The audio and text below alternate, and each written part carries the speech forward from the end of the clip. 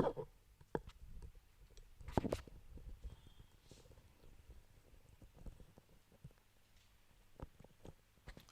morning, everyone. The newspaper is filled with the tragic accident of Air India flight crash. Apart from that, if you have to focus on the articles that are newsworthy, that is for our examinations purpose, I will say this is the only article you will have for the day. There is of course one more article and the prelims level information of what is black box, etc. But the rest of the issues, we will be dealing with all this article: aviation accidents, aviation safety, the issues therein as a separate issue completely when it develops as a part of the aviation sector and regulatory compliance. Okay, but for today we'll be focusing on what's happening here in the Middle East. Okay, very brief 10 minutes 15 minutes discussion, that's all you will have for today, nothing more than that. But whatever we are discussing in this article will be relevant as a method to analyze any international relations events, especially when there are conflicts. Okay, so let us understand I'll just give you a backstory. Okay, then I will tell you what is this method, then I'll tell you how to apply that method for any conflict in a region where multiple stakeholders are there. Okay, this is how we will be looking at this article, the backstory and the whole issue. See, from a long time, Iran and Israel, they had some issues. Both Iran and Israel had some issues. They do not exactly align ideologically. And in that region, in the Middle East region, this lack of alignment creates instability. Okay, so instability is the major problem. When I say instability, there are tensions, there are, cries for waging a war. In that kind of a situation, when two parties are fighting, other people or other countries join their side, escalating the tension. This is the major problem. Why do they have a lack of alignment? Primarily, it is about ideology and a war that is related to a piece of land, that is Israel. So this country is a very contested region, the Israel-Palestine issue, whether that land should belong to Arabs or whether it should belong to Jews. This is a battle that is going on for many decades, if not centuries. Okay. So there is something called the Balfour Declaration. If you want to go back and check the history of this entire struggle between Palestine and Israel, go back to that Balfour Declaration. You can just search in my channel Balfour Declaration. You will understand the context. Okay. So this Balfour Declaration is the genesis of the modern day problem of Israel and Palestine. Okay. Why am I talking about that? Because you have to understand the source of that difference, the ideological difference. So Arabs think that that land which Israel is now residing on, I mean the Jews, it should belong to Arabs.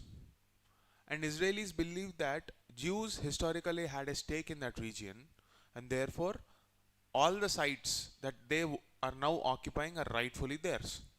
So Israelis are very advanced in terms of technology. Okay, and if you go back to the 1967 war between Arabs and Israelis, you will see that they have unilaterally almost crushed the opposition because of their technological prowess. Okay, and this is the context. Parallelly, you will have to understand something else. There is a concept called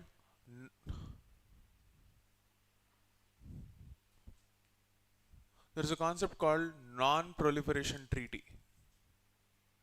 Anybody? Do you know what this is? What is the agenda of this NPT?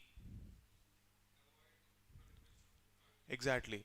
Obligation of the party is that you have to stop nuclear war, or you have to stop development of proliferation or spread of nuclear weapons.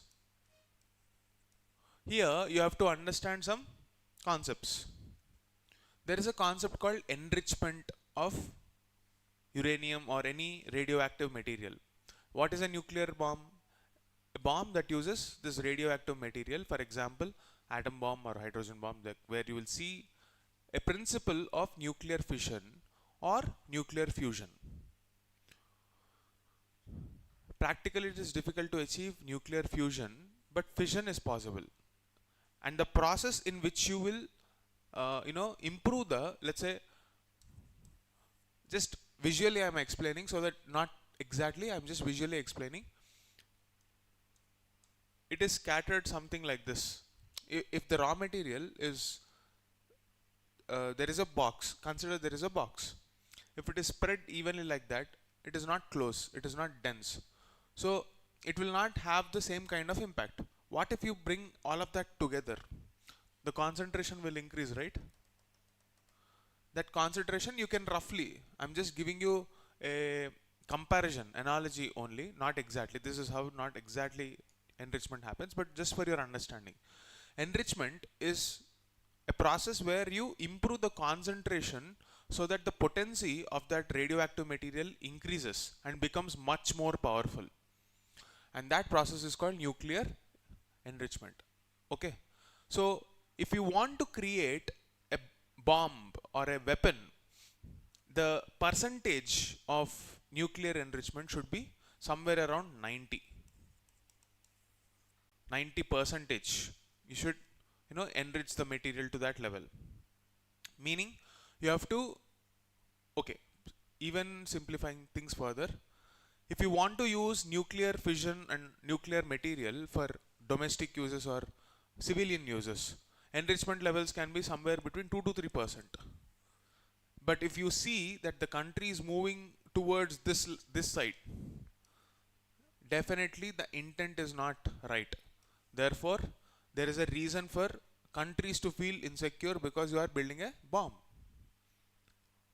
Okay, this is the background of a nuclear bomb, why non-proliferation treaty becomes important, and there are countries like P5 countries.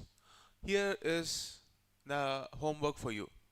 What do you mean by P5 countries in the context of this non-proliferation treaty? Which countries are we talking about? You should know, go back and check which countries are we talking about. And why are they called the P5 countries? What is their link to UNSC, United Nations Security Council? Okay, do this homework and you will gain from it. Alright, so this is the background. What did we study? Firstly, we understood the history of Israel-Palestine conflict, basic concepts like the conflict between Arabs and Israelis, and then we have seen the Balfour Declaration, which is the genesis of this conflict. Then we have seen the concept of NPT, which is talking about stopping the spread of nuclear weapons. We have seen the concept of enrichment, and now we will get to the actual context.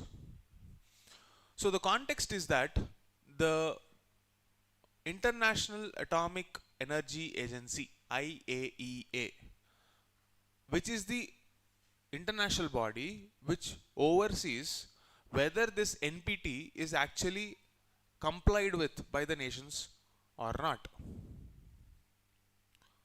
Okay, so when you have to address that problem of non-proliferation, you need to establish a watchdog. That watchdog or guardian which will see that compliance is happening or not is IAEA. Okay. So in 2015,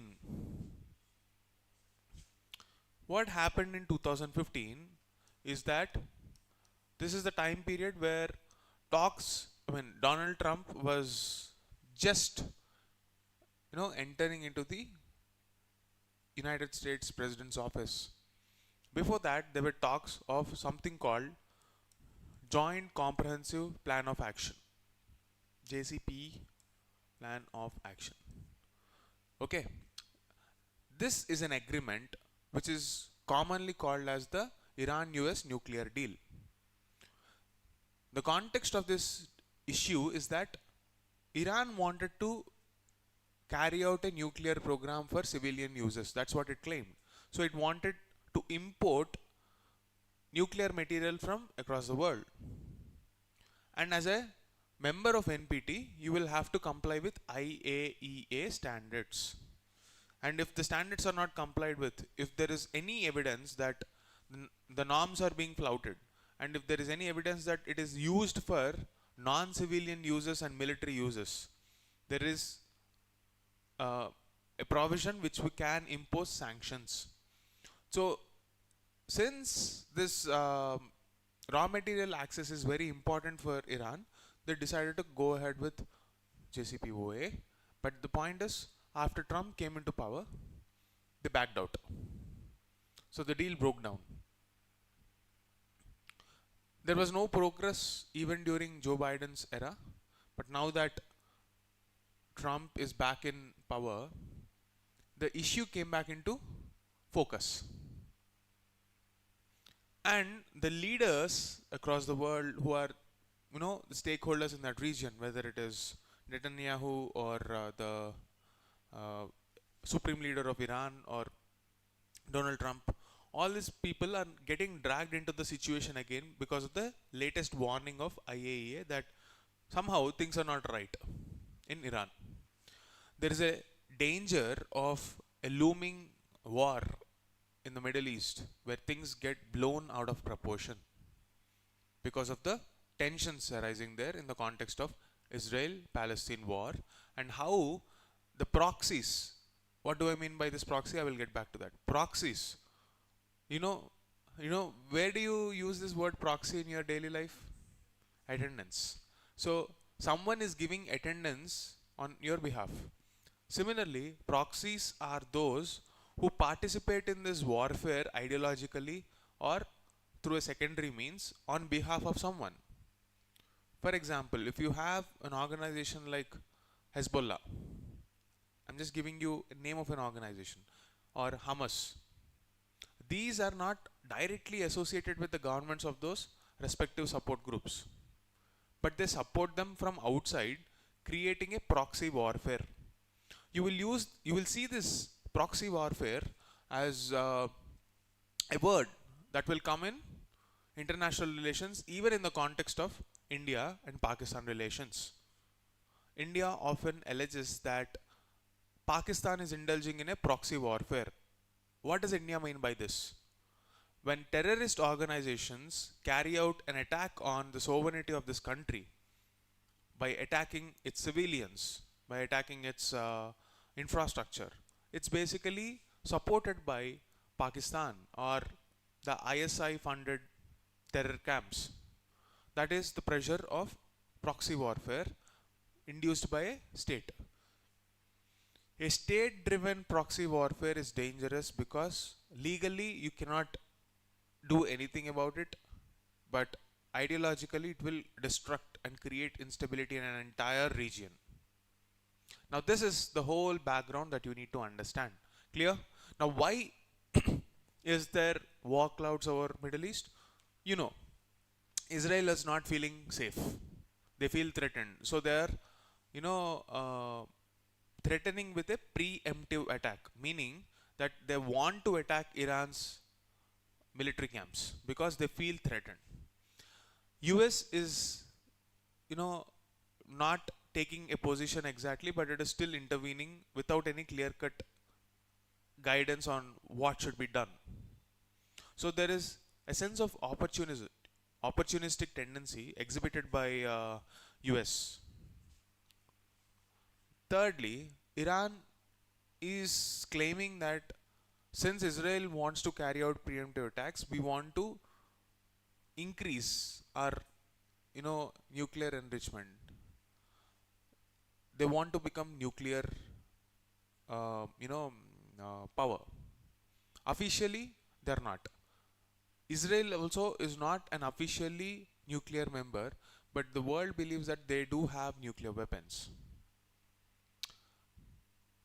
So the stakeholders like US, Russia, other stakeholders like Saudi, where there is an animosity between Iran and Saudi historically because of the sectarian conflict of Shias and Sunnis, and other sects like Wahhabi sect.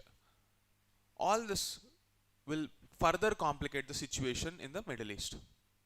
It is in this context you need to have certain principle frameworks to understand how stability will be created in a region. So this is the backstory that I was talking about. Now we are going to the method. Story you understood? Why there are war clouds in Middle East?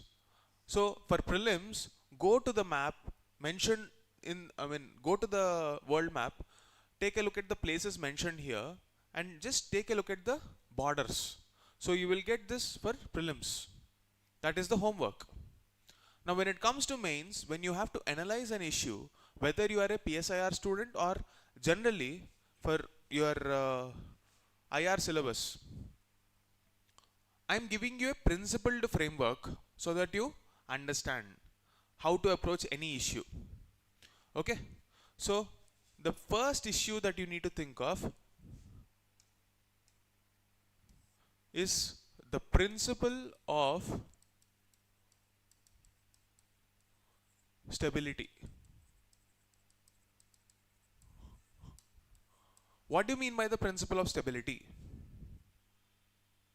Can anyone guess? If a country wants to feel stable, what should you have? What do you mean by stability in this context? In the context of warfare, what should you have? Common sense. Just you should not feel threatened. What can create this feeling of threat? What can create this feeling of threat? Apply the same logic to Israel-Iran conflict. Exactly. Ideology or differences. So, a principle of stability will say that understand the underlying threat trigger. What triggers this instability? Address that. This is how you carry out diplomacy. Now, second principle.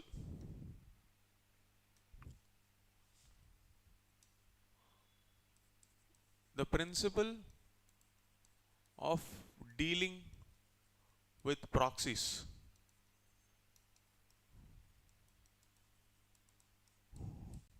What is the problem with proxies? Can anyone tell me why is this proxy warfare problematic? It creates, yes, lack of accountability. Nobody can say that, okay, these people are under me, so I will take action against this kind of people and I will stop that from happening on my soil, because they intentionally do that. So we need to have a framework for this lack of accountability from the side of proxies, so that it doesn't escalate into a full-blown proxy war. The world has figured out mechanisms like UNSC to talk about peace. They no longer can directly indulge in a conflict, so they're now funding these proxy agents to fight the war on their behalf, whether it is groups like Hezbollah, Hamas, or any terror organization across the world. So there is a need for having a comprehensive UN convention on counter-terrorism strategy. This, which is what India is fighting for. You see the relevance of having that treaty, not just in India, but across the world, not just for India. Okay, so as a global power or an aspirant for being a global power, India should push for this counter-terrorism strategy to stop this principle of proxy wars from disturbing the harmony in that region. Okay, now the third principle, deterrence, nuclear deterrence. The principle of nuclear deterrence. What do you mean by nuclear deterrence? The whole concept of deterrence. Deterrence literally means stopping someone from doing something. Meaning giving someone a reason to stop attacking you. Nuclear deterrence as a principle works only when you have nuclear power. So, just like India, where I'll just give you a backstory here in context of nuclear deterrence also. India, when it carried out its first nuclear test way back in 70s, that test was named Operation Smiling Buddha. It's a symbolism. Take a look at this symbolism. When you carry out a nuclear weapon attack which is supposed to be very aggressive and name it as Smiling Buddha, who is considered an epitome of peace, it's a symbolic communication to the world that India does not use nuclear weapons to attack but to defend. Similarly, the purpose of deterrence should be clearly communicated. In the name of deterrence, you cannot create weapons and engage in war. So, India has a white paper kind of a unspoken rule. No first use policy. We will not use nuclear weapons first. We will only use it as a part of our retaliatory attack. That principle should be incorporated here in the context of this. So whatever creates that deterrence, that should be allowed, and we need to have a framework for having that nuclear deterrence. If we are going for a world where having a weapon itself is the only way to create stability in that region, at least we need to have a structured framework without being hypocrites. Let's say the countries which were a part of the UNSC, if they are allowed to have weapons, the rest of the world should also have those weapons, right? That's where you will actually have a meaningful deterrence. But that's not happening. So this calls for UNSA reforms also.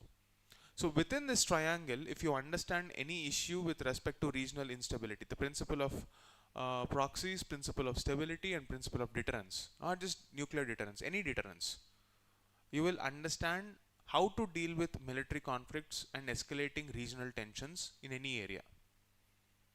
And that's the only issue that I wanted to teach today. Go back, read this very carefully, complete the whole issue. I've already posted that on Telegram. Also, what are the prelims relevant pointers for IAEA? Go through that also. There is something called, in this context, additional protocols of IAEA. This is a previous year question theme, so don't leave any of these points. Okay, that's it for today. See you in tomorrow's class.